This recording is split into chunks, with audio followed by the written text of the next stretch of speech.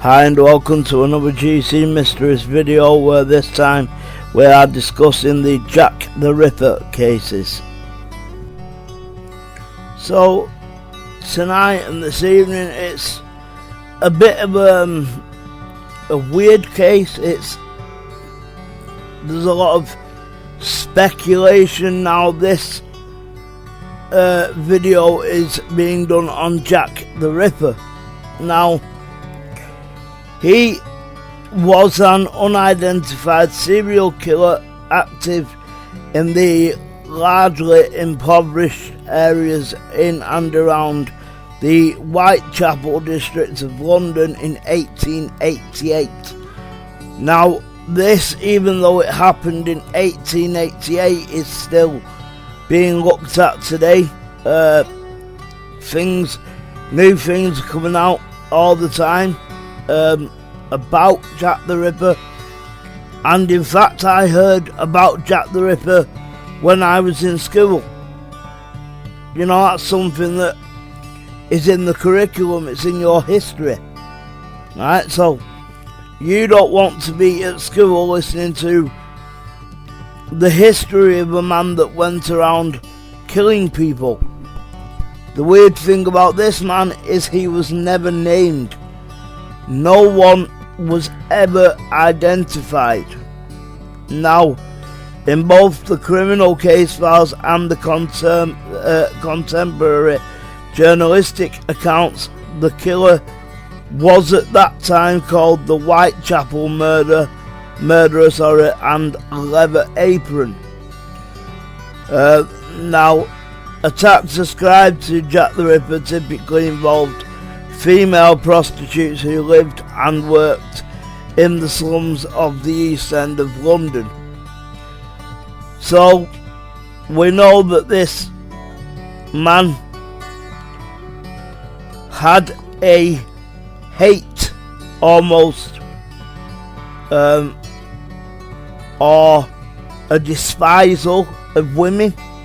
We know this because the people that he were killing were female prostitutes. So we know that he had a hate for women. But his modus operandi, or his MO, is where the despisal of women comes in, because their throats were cut prior to abdominal mutilations, and he removed the internal organs from at least 3 of his victims, which led to proposals that their killer had some anatomical or surgical knowledge, meaning that he could have been a surgeon at one time, because he knew how to remove the organs. More to the point, he knew exactly where the organs were. But the despisal is there. The despisal where you will cut their throat prior to mutilating their abdominal areas, their throats being cut were bad enough. You know, that showed his hate was turning into despisal. But his abdominal mutilations and the removal of internal organs from at least 3 of his victims showed that despisal. He hated women.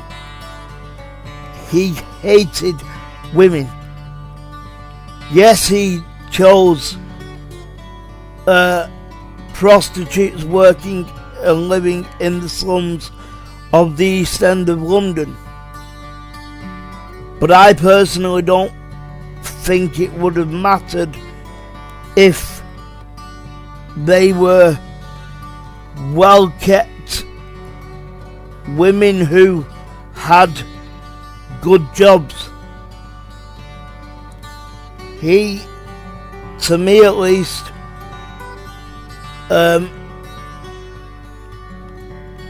it just seems like hate. You know, he had nothing else. He didn't. It doesn't say if he spoke to his victims. But what does he really say? They know they're about to be killed. They don't know in what fashion they are about to be killed. But they know that they're about to be killed by this man. Right? Now, rumours that the murders were connected intensified in September and October of 1888, and numerous letters were received by media outlets and Scotland Yard from individuals purporting to be the murderer. The name Jack the Ripper originated in a letter written by an individual claiming to be the murderer that was disseminated in the media.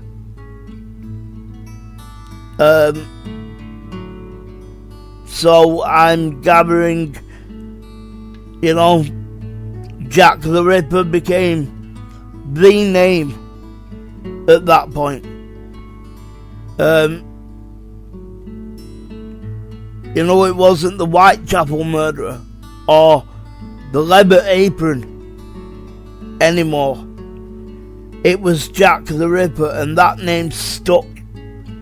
It stuck from 1888 to right now in 2021.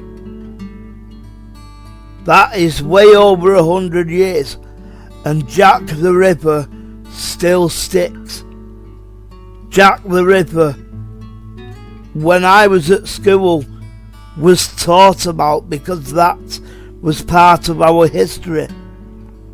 It wasn't a part that we wanted in our history or even in our history lessons. But Jack the Ripper is unfortunately in British history.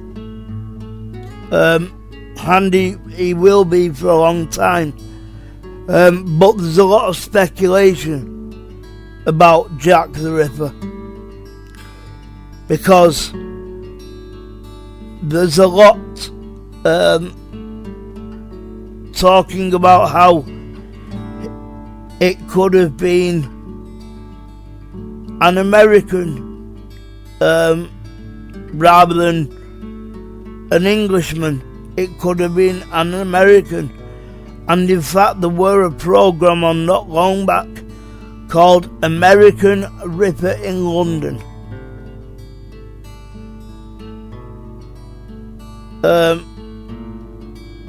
But we don't know. We still to this day we don't know whether the man was an immigrant in London. We don't know if he was Irish, because Irish, or at least something to do with Ireland, has been brought in to this case. So we don't know whether he's an immigrant. We don't know whether he's Irish. We don't know whether he is American. So there's a lot of speculation going on.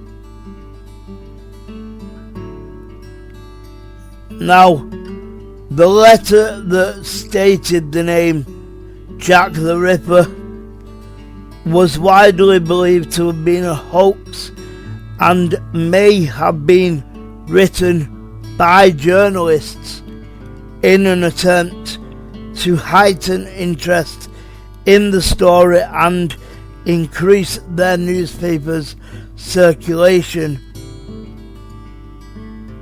So even if that is true, even journalists were hyping up these crimes. They were hyping up these crimes. They were hyping up the suspect.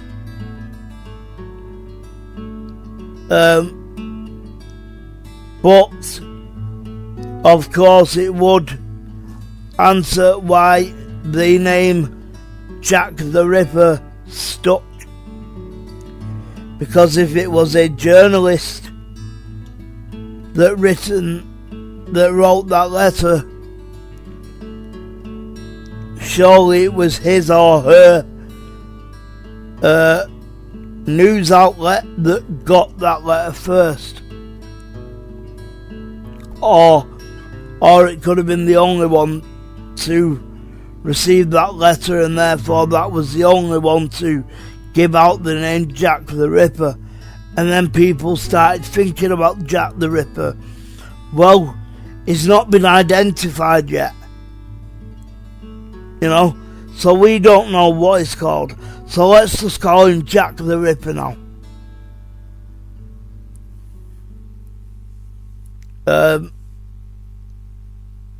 And that could have been why the name Jack the Ripper caught on.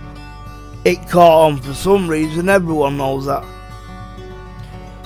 But not many of us, if any of us, actually know why that name stuck.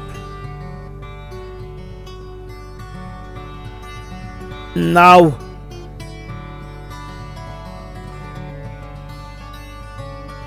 there was a letter received by George Lusk of the Whitechapel Vigilante Committee, and he received a letter that was named From Hell. That's what it was named, From Hell. It came with half of a preserved human kidney, purportedly taken from one of the victims.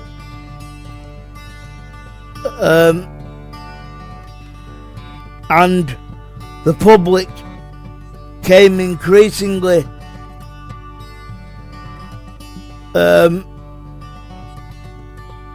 they believed more in a single serial killer known as Jack the Ripper, mainly because of both the extraordinary brutal nature of the murders and media coverage of the crimes.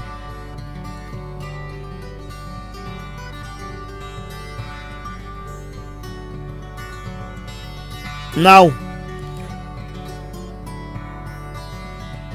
the extensive newspaper coverage bestowed widespread and enduring international notoriety on the Ripper, and the legend solidified. Now, a police investigation into a series of 11 brutal murders committed in Whitechapel and Spitalfields between 1888 and 1891 was unable to connect all of the killings conclusively to the murders of 1888. Now, 5 victims, and their names were Mary Ann Nichols, Annie Chapman, Elizabeth Stride, Catherine Adawes, and Mary Jane Kelly, are known as the Canonical Five, and their murders between 31st of August and the 9th of November 1888 are often considered the most likely to be linked, meaning that they most likely were killed by Jack the Ripper, or the Whitechapel murderer, whatever you want to call him. But that means that they were most likely to have been killed by the same man. Okay, now the murders were never solved, and the legends surrounding these crimes became a combination of historical research, folklore, and pseudo-history. Right? Well, we know that none of the murders, not just of the canonical 5, but the other unnamed victims,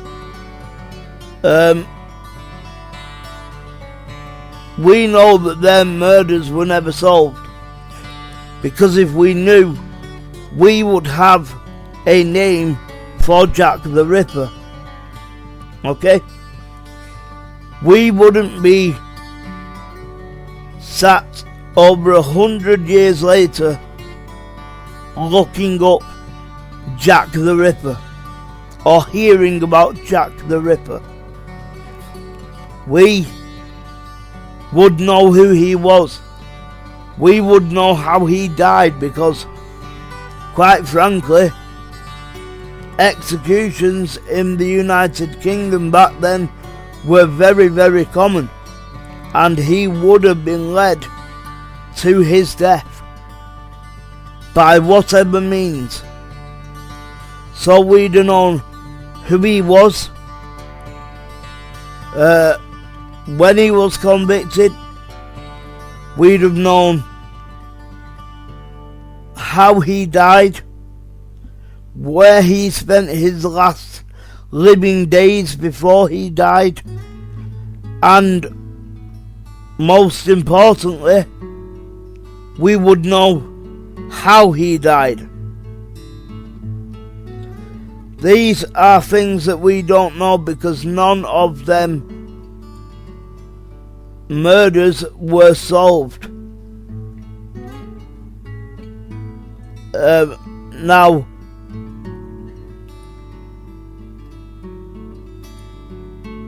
you know, the earliest name he was given was the Whitechapel murderer.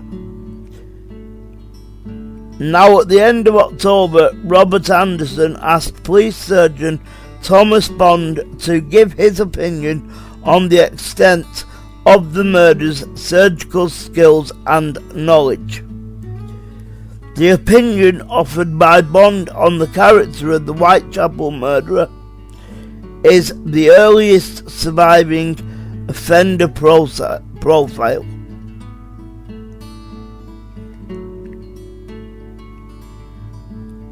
And you see, back then they didn't have offender profiling that we are so lucky that we have now.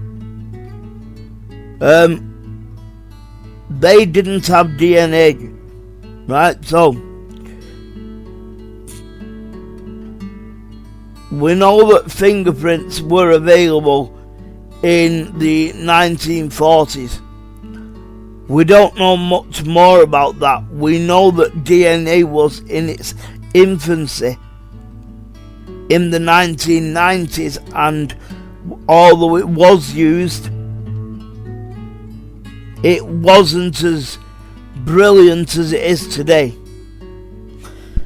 So they had not much to go on, and not much in the way of helping to help them move their investigation on. But if you want to know anything more about Jack the Ripper, You can search obviously Jack the Ripper or the Whitechapel murderer, but you will find loads and you will not be disappointed. Thank you for watching this GC Mysteries video. If you liked it, please like, subscribe and click the notification bell. If you can, support us on Patreon at patreon.com/GC Mysteries. See us on Facebook and Twitter, GC Mysteries, and bye bye for now.